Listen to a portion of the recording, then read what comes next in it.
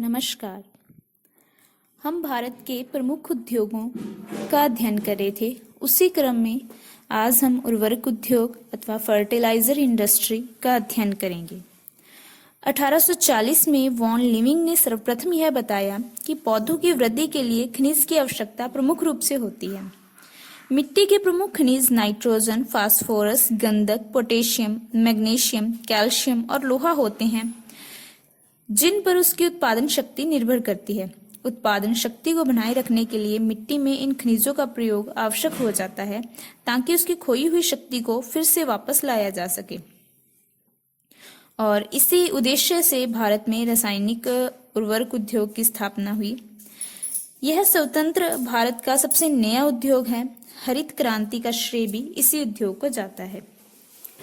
उर्वरक उद्योग निवेश और उत्पादों के मूल्य की दृष्टि से लौह इस्पात के बाद देश का दूसरा प्रमुख उद्योग है।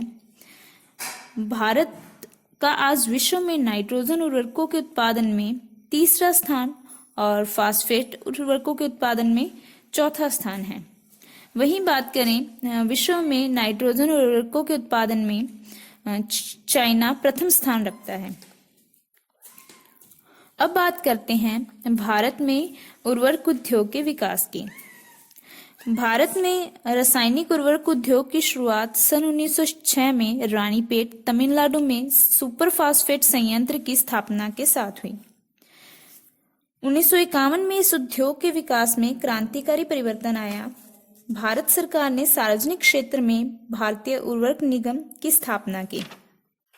देश की सबसे महत्वपूर्ण इकाई भारतीय उर्वरक निगम है, जिसकी सिंदरी, ट्राम्बे, नांगल, गोरखपुर, दुर्गापुर और नामरूप में कारखाने हैं। यह देश का 67% उर्वरक तैयार करते हैं।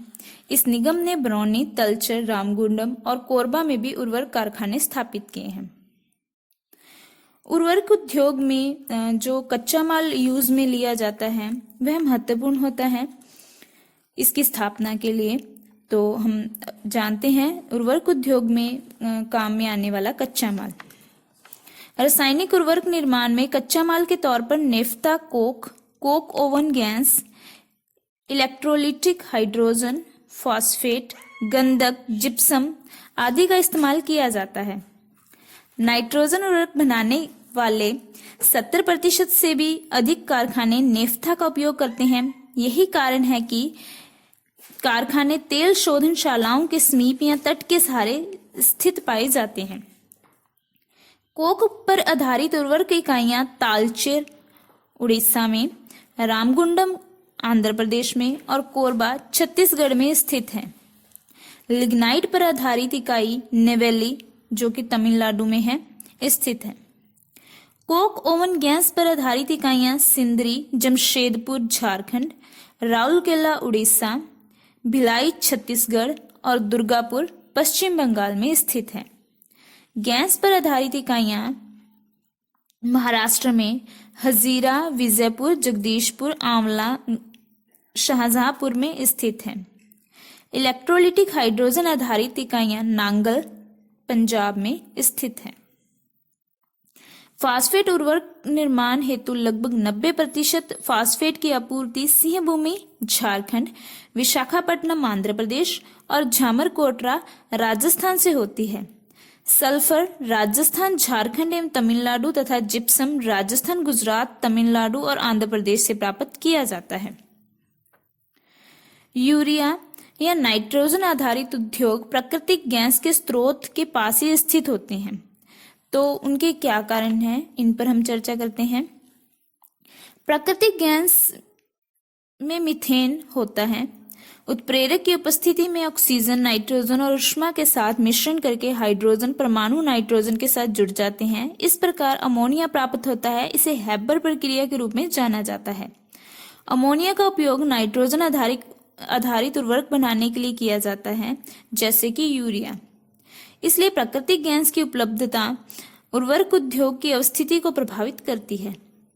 इसी तरह नेफ्था का इस्तेमाल नाइट्रोजन आधारित उर्वरकों के उत्पादन में भी किया जाता है। इसलिए तेल रिफाइनरी की निकटता भी एक अनुकूल कारक माना जाता है। इसी तरह हजीरा, बीजापुर, जगदीशपुर पाइपलाइन के कारण उर्वरक उद्योग बीजापुर में, सवाईमाधोपुर में, शाहजहांपुर आदि जगहों पर स्थापित हुए हैं।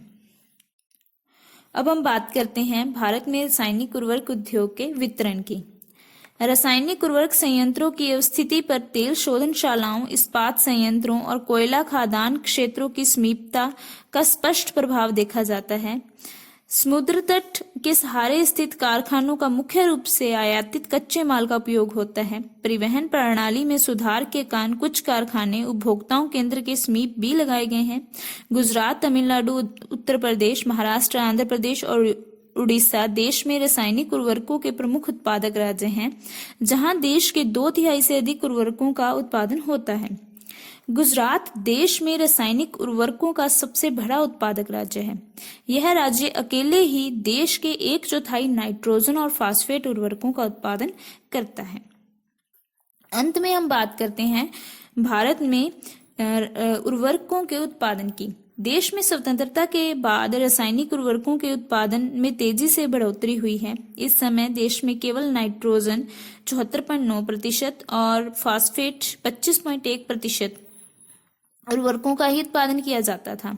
नाइट्रोजन उर्वरकों में यूरिया, अमोनियम फास्फेट ही प्रमुख थे। इसी प्रकार फास्फेट उर्वरकों में super phosphate, nitrophosphate, urea, ammonia sulphate, calcium ammonia phosphate, diammonium phosphate और संश्लेषित एनपीके महत्वपूर्ण उर्वरक हैं।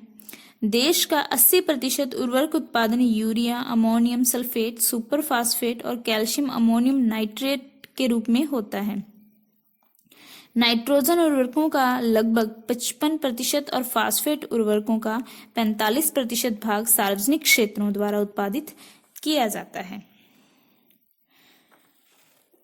तो यह था भारत में रासायनिक उर्वरक उद्योग, जिसमें हमने उसके कच्चे माल, उस भारत में इसका वितरण तथा उत्पादन इत्यादि बिंदुओं पर चर्चा की। आशा है कि आपको समझ में आ गया होगा। धन्यवाद।